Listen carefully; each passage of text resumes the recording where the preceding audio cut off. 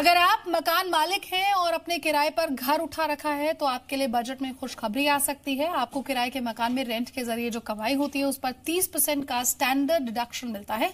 लेकिन सूत्रों के हवाले से खबर यह है कि अब ये टैक्स छूट बढ़ाकर 40% की जा सकती है।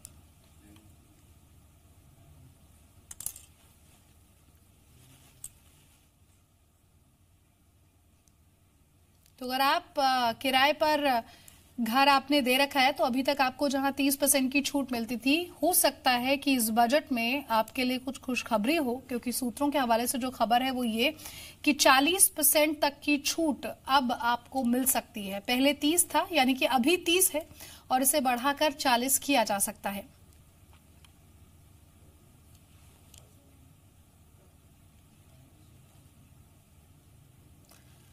तो किराए के घर से अगर आप कमाई करते हैं तो अब जो टैक्स छूट की सीमा है वो आपकी यहां पर बढ़ जाएगी। इस बजट में आपके लिए कुछ खुशखबरी आ सकती है।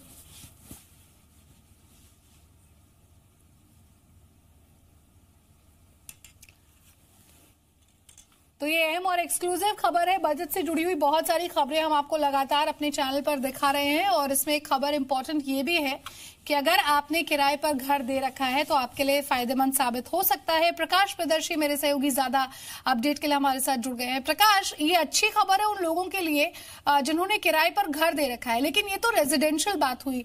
क्या यहाँ पर जो अपनी दुकानें किराए पर देते हैं या फिर कमर्शियल प्रॉपर्टी जो किराए पर देते हैं, उन्हें भी किसी तरह की कोई छूट मिल सकती है?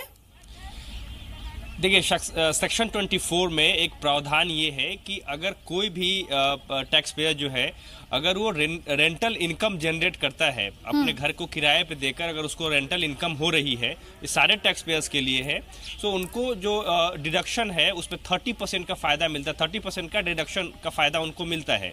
प्रावधान ये है क्योंकि इसको इस तरीके से कंसिडर किया जाता है कि अगर आपने रेंटल इनकम के लिए अपने घर को किराए पे दिया हुआ है तो जो प्रॉपर्टी लॉसेस होते हैं या फिर जो प्रॉपर्टी का डेप्रिसिएशन होता है, मसलन आपको रेनोवेशन की ज़रूरत है, एक एडिशनल कंस्ट्रक्शन की ज़रूरत है, रिपेयर की ज़रूरत है, आपने इंश्योरेंस कवर लिया हुआ है, उसके प्रीमियम की अदायगी आप करते हैं, तो इसको कंसीडर करते हुए जो खर्चे होते हैं उसमें स्टैंडर्ड तौर पे 30% का डिडक्शन दिया जाता है। सोर्सेस के हवाले से जो जानकारी हमें मिल रही है उसके मुताबिक इसके दायरे को बढ़ाने की बात की जा रही है, जिसमें इसको 30% से बढ़ाकर 40% करने की बात की जा रही है।